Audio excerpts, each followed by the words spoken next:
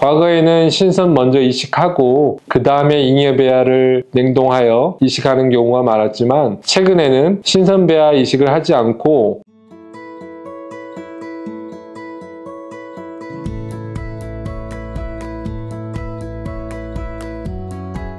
안녕하세요. 난임 전문의 이경훈입니다. 오늘은 배아 이식과 임신 성공률에 대해서 깊이 있는 이야기를 해보려고 합니다. 상황에 따라서, 배아 상태에 따라서, 그리고 개개인의 조건에 따라서 최적의 배아 이식 방법이 달라질 수 있거든요. 그래서 이번 영상에선 배아 이식의 방법과 최수정 임신 성공률을 높이는 전략에 대해서 최대한 알기 쉽고 깊이 있는 내용을 말씀드리도록 하겠습니다. 임신을 준비하는 과정에서 알면 좋은 내용이니 끝까지 함께 해주시면 좋을 것 같습니다.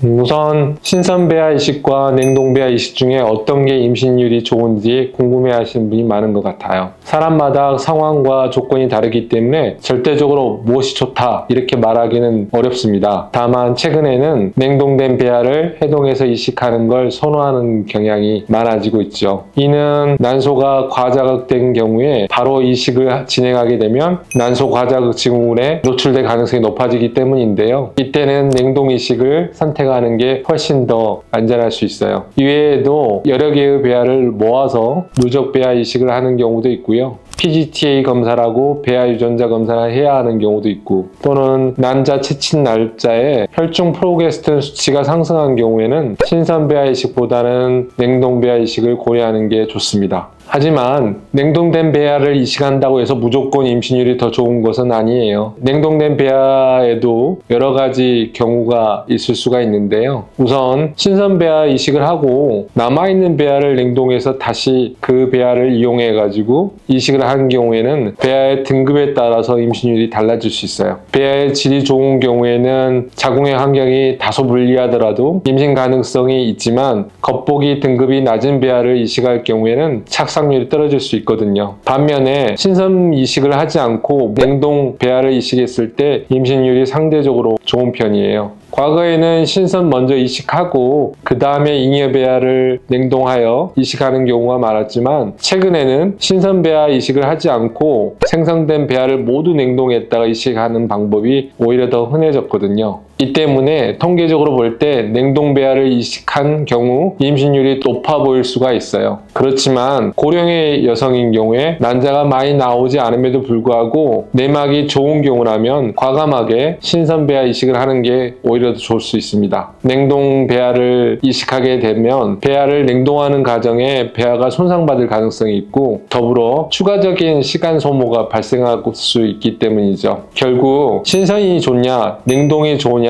이런 것들은 개개인의 난소 상태, 배아의 질, 자궁 환경 등을 종합적으로 고려를 해야 돼요. 따라서 어떤 방법이 좋다 이렇게 단정 짓기보다는 의료진과 충분히 상담을 한 후 자신에게 가장 적합한 방법을 택하는 게 가장 바람직하죠.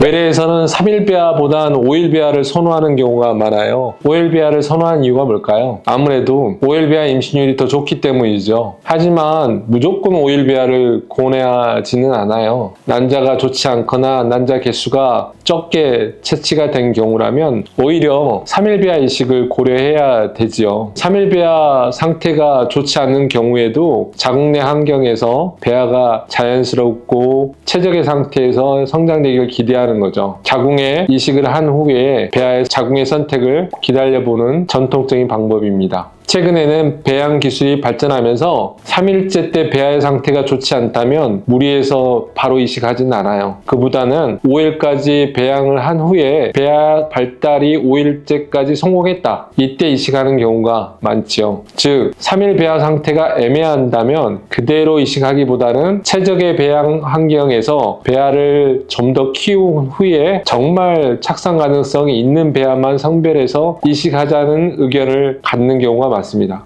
이연 부담도 크지만 성공하면 임신율이 훨씬 높아지는 방식이라 하이 리스크, 하이 리턴이라고 볼 수 있죠. 배양 기술이 계속해서 발전하면서 3일 배아 이식 빈도가 갈수록 줄어드는 추세이지만 여전히 사람이 개입해서 개선할 수 있는 부분이 많지는 않은 경우가 있기 때문에 상황에 따라서 다르게 접근을 해야 돼요. 예를 들어 난자를 채취하고 5일 배아까지 계속해서 시도했음에도 불구하고 3번 연속 실패했다면 3일 배아 이식을 고려해 봐야죠. 어쩔 수 없는 걸 수도 있긴 하겠지만 인간이 택할 수 없는, 인간이 만들어내지 못한 배아 환경이 엄마의 자궁에서 기대될 수도 있어요.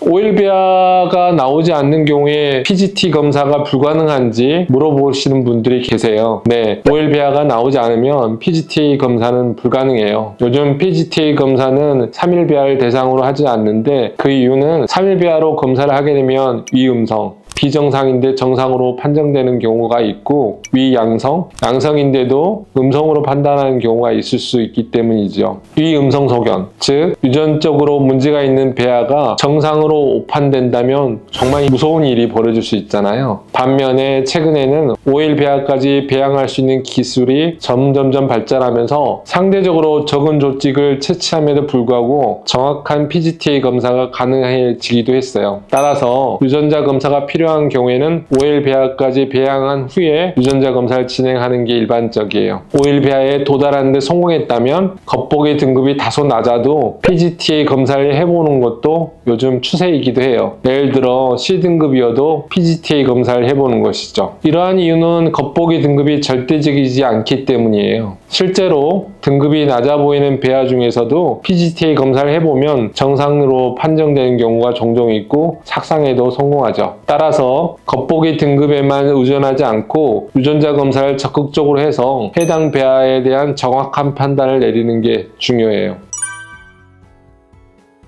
상급 배아가 나오지 않는 경우가 종종 있는데 이럴 때는 임신이 어려운지 궁금해하시는 분들이 많으세요.